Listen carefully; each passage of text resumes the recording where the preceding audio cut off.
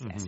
I think I'm somewhere in between. Somewhere in the middle. Somewhere in the middle. Yeah. Now there's something called introverts or otroverts. Oh, what does that mean? Yeah. So basically, it's kind of people who kind of don't fit in any group. Like an outsider? Kind of. Good question. Huh? Yeah. Many questions, right? We're going to find out what exactly this means. And I've also heard, Cameron, a term called ambiverts. Ambiverts. So Ambiverts. Switching can do both? Can do both extrovert and introvert. I feel like that is more me.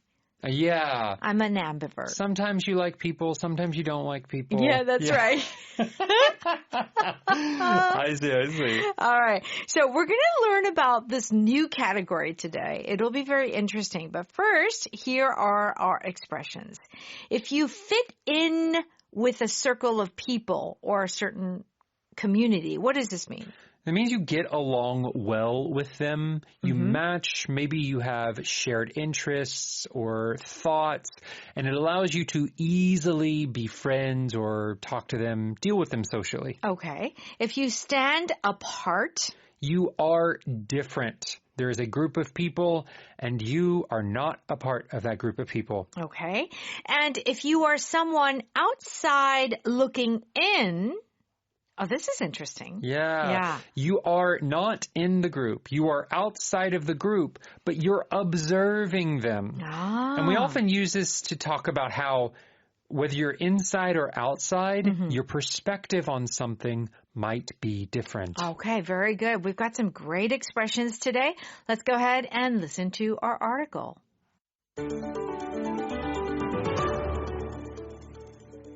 Psychiatrist Dr. Ramy Kaminsky describes this new type of personality, otroverts, as people who struggle to fit in with any group, even among close friends.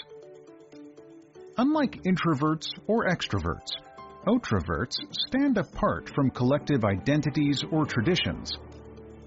While this sense of being outside looking in can bring discomfort, otroverts often think differently, showing creativity, independence, and inventive problem-solving. Famous examples include Albert Einstein, Frida Kahlo, Franz Kafka, and Virginia Woolf. Otroverts may dislike team sports, group rituals, or fitting into society's expectations. Instead, they make deep connections one-on-one and often discover their nature early in life. Dr. Kaminsky stresses that being an otrovert doesn't mean being antisocial. It simply reflects a unique relationship with groups rather than individuals.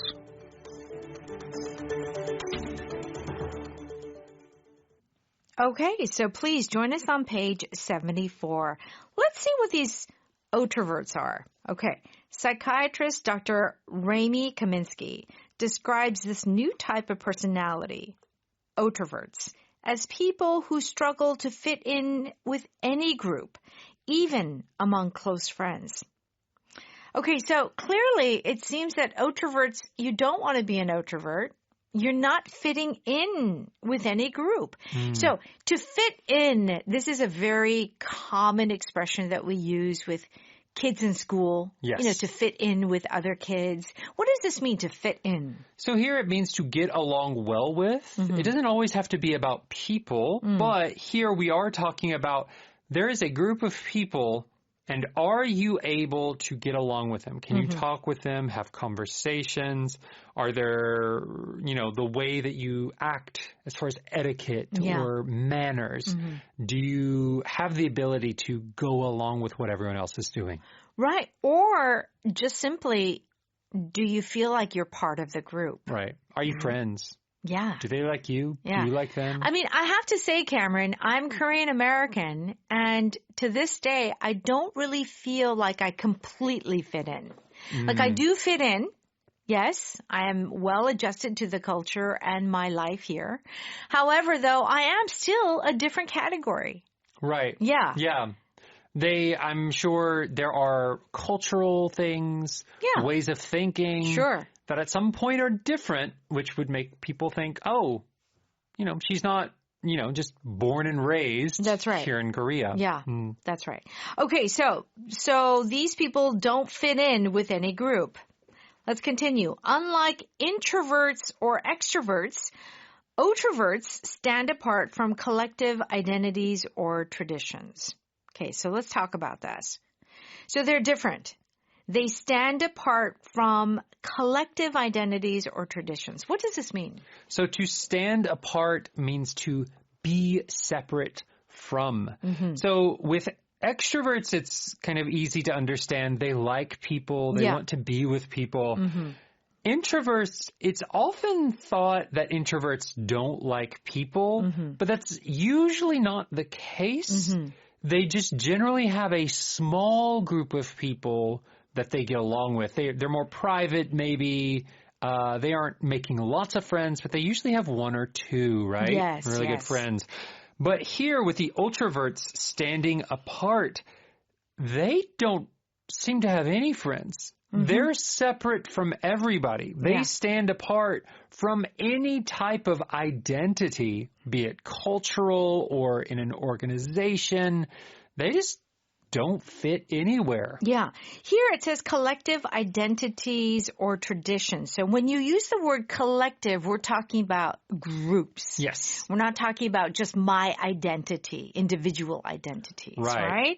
So basically, they're just separate from, they don't belong anywhere. That's what this is saying. Let's continue. While the sense of being outside looking in can bring discomfort, Otroverts often think differently, showing creativity, independence, and inventive problem solving. Okay. So since they are separated, not belonging, they don't fit in, they can easily, of course, right? There is that sense of being outside looking in. So again, what is this expression, being outside and looking in? Yes. So this is the feeling like you are outside of a house and you're looking through the window at like a family having a family dinner. Yeah. You are observing. You're looking at a bunch of people getting along, communicating with each other. Right. But you are outside. And this is often used in the negative. You don't often want to be on the outside looking in. Sure. Right? But sometimes it can be neutral. So to use my own experience, I am a white American living in Korea. Yes. There are many times I do feel I'm on the outside looking in. Sure. And it's not necessarily a negative thing, but there is that sense that I'm not completely integrated or inside the culture or society here. I mean, true. When I first went to the States, too, I was on the outside looking in. At that time, there weren't any Asians there in the elementary school that I went to. It was a very weird experience. Right. You're not a part of the main group. No. You have a different background. Right. Different language or way of thinking. Yes. So this expression basically means that you just feel you're very different, okay? But they are good, these Otroverts, because they're creative, they're independent, they're good at problem solving. Famous examples include Albert Einstein, Frida Kahlo, Franz Kafka, and Virginia Woolf. Well, these are some very famous names. Yeah, they're well known. Okay, yeah. All right, let's continue. Ultraverts may dislike team sports, group rituals, or fitting into society's expectations. Okay. I think this could maybe be you too, Cameron.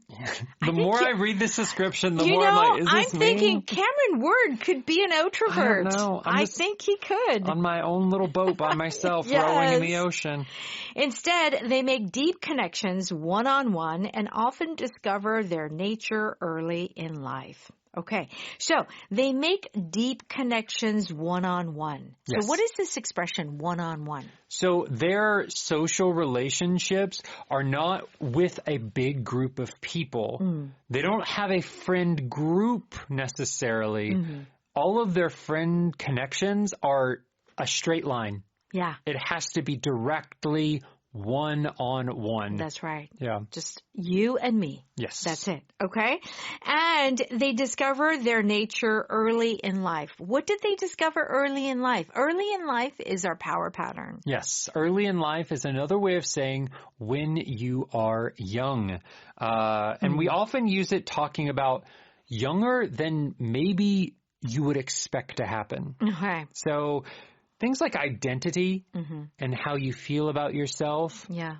You often have to get through your teenage years, maybe into your 20s where you think, who am I? Yeah. What do I like? Right. Who do I want to marry? Yeah. Like all those types of things take a while. But for these ultraverts, what it's saying here is maybe they're sooner than that. Maybe they're a kid and they knew from the beginning. Okay.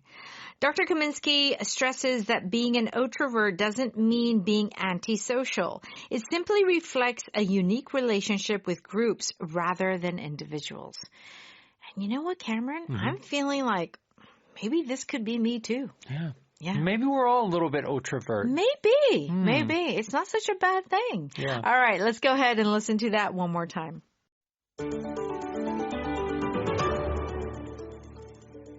Psychiatrist Dr. Ramy Kaminsky describes this new type of personality, ultraverts, as people who struggle to fit in with any group, even among close friends.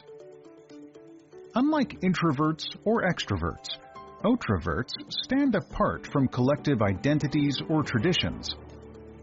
While this sense of being outside looking in can bring discomfort, ultraverts often think differently, showing creativity, independence, and inventive problem-solving. Famous examples include Albert Einstein, Frida Kahlo, Franz Kafka, and Virginia Woolf.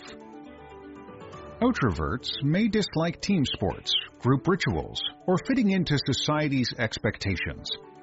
Instead, they make deep connections one-on-one and often discover their nature early in life. Dr. Kaminsky stresses that being an ultravert doesn't mean being antisocial. It simply reflects a unique relationship with groups rather than individuals.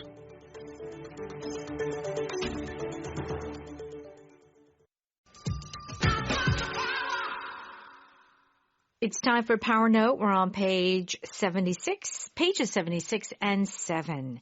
If you fit in with a particular group, it means that you blend in with that group, you belong to that group or a situation.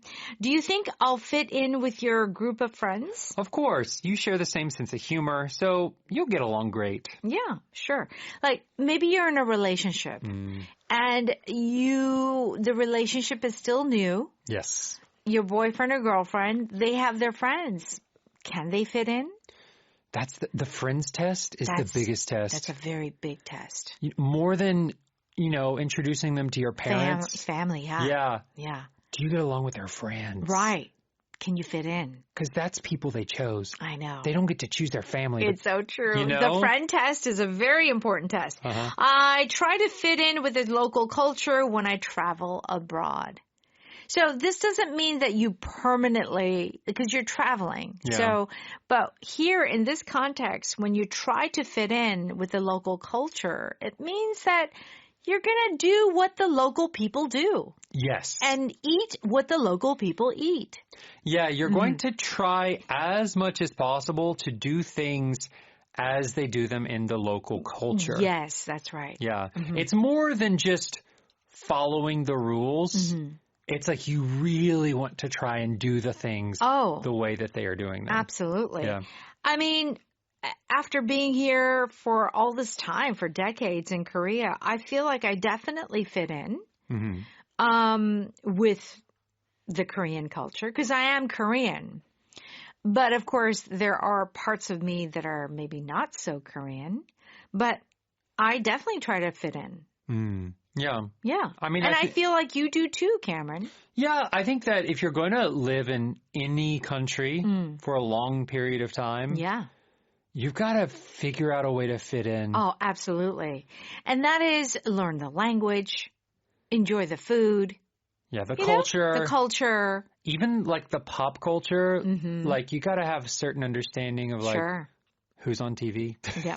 You know? Okay, I'm not very good with the pop culture. I'm sorry. Okay, stand apart, which means to be different or to be separated in a noticeable way. I want my project to really stand apart from the others. Then focus on originality and highlight your personal touch. Now, in this context, if you want your project to really stand apart from the others, it means that you want your project to get extra attention. Yes. Special attention. Yeah, in a good way. In a good way. Right? So this is different, but often it's different in a good way. Mm-hmm. Her creativity makes her stand apart from the rest of the team. Mm-hmm. Again. Yeah, she's different. Mm-hmm. Mm-hmm. It's true. Different category. So both of these are kind of maybe just they look this way, but you can use this in the sense, you know, have you ever seen those pictures? I mean, I've been in pictures like this where it's like a group of friends and all the friends are like hugging one another and smiling at the camera. Yeah. And there's like one person that's like in the distance off to the side. Yeah. They're quite literally standing apart. Okay. Yeah. All right. If you're outside looking in, it means that you are observing rather than being part of the group. I always feel like I'm on the outside looking in at family gatherings. I get that. Maybe joining a smaller conversation could help you feel included.